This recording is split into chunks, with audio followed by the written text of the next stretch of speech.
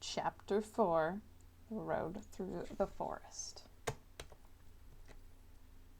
After a few hours, the road began to be rough, and the walking grew so difficult that the Scarecrow often stumbled over the yellow brick, which were here very uneven.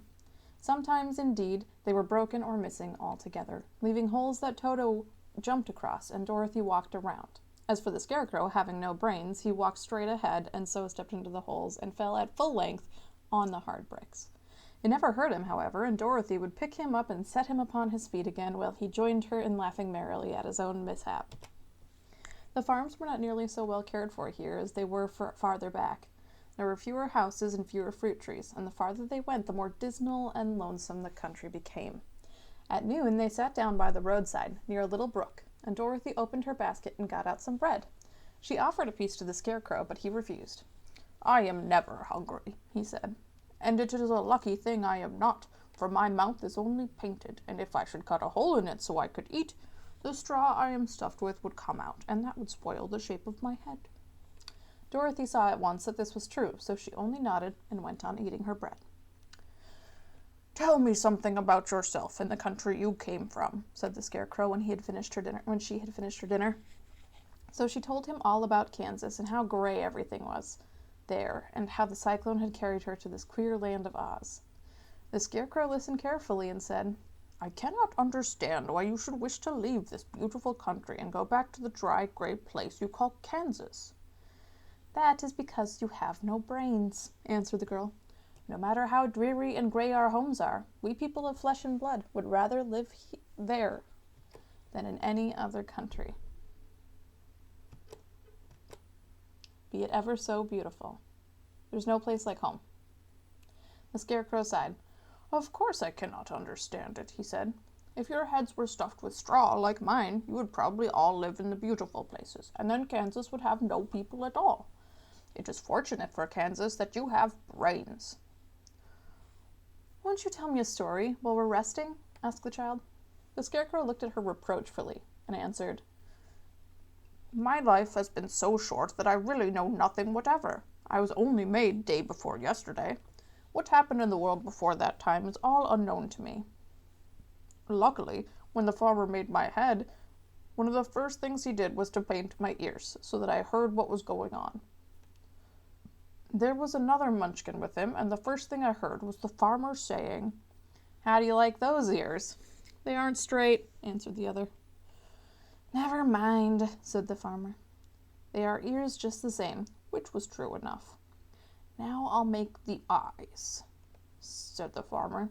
So he painted my right eye, and as soon as it was finished I found myself looking at him and at everything around me with a great deal of curiosity, for this was my first glimpse of the world."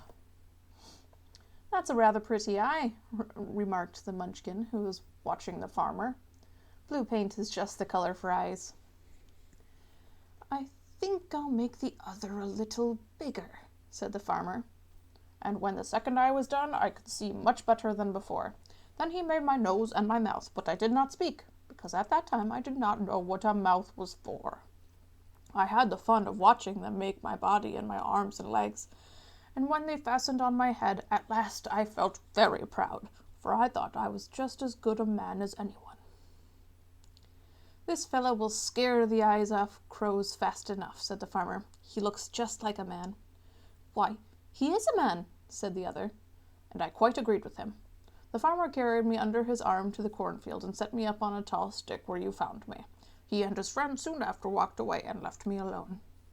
I did not like to be deserted this way, so I tried to walk after them, but my feet would not touch the ground, and I was forced to stay on that pole. It was a lonely life to lead, for I had nothing to think of, having been made such a little while before. Many crows and other birds flew into the cornfield, but as soon as they saw me, they flew away again, thinking I was a Munchkin. And this pleased me and made me feel that I was quite an important person. By and by, an old crow flew near me, and after looking at me carefully, he perched upon my shoulder and said, "I wonder if that farmer thought to fool me in this clumsy manner. Any crow of sense could see that you are only stuffed with straw." Then he hopped down at my feet and ate all the corn he wanted. The other birds, seeing he was not harmed by me, came to eat the corn too, so in a short time there was a great flock of them about me. I felt sad at this, for it showed I was not such a good scarecrow after all. But the old crow comforted me, saying, "If you had only brains in your head, you'd be as good a man as any of them, and a better man than some of them. Brains are the only things worth having in this world, no matter whether one is a crow or a man." After the crows had gone, I thought this over and decided I would try hard to get some brains.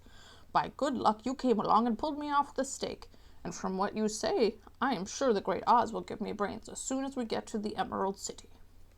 "Well, I hope so," said Dorothy earnestly, "since you seem anxious to have them." "Oh, yes, I am anxious," returned the Scarecrow. "It is such an uncomfortable feeling to know one is a fool." "Well," said the girl, "let us go," and she handed the basket to the Scarecrow. There were no fences at all by the roadside now, and the land was rough and untilled. Towards evening they came to a great forest where the trees grew so big and close together that their branches met over the road of yellow brick. It was almost dark under the trees, for the branches shut out the daylight, but the travelers did not stop and went on into the forest. "If this road goes in, it must come out," said the Scarecrow.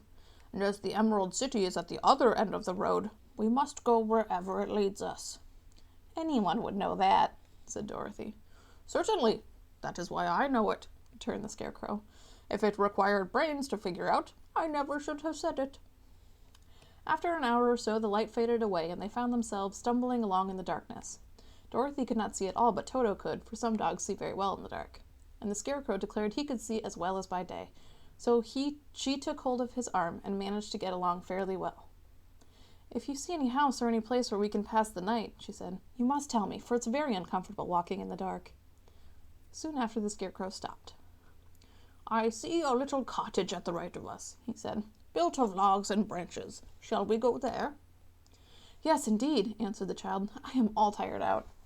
So the Scarecrow led her through the trees until they reached the cottage, and Dorothy entered and found a bed of dried leaves in one corner. She lay down at once, and with Toto beside her, soon fell into a sound sleep.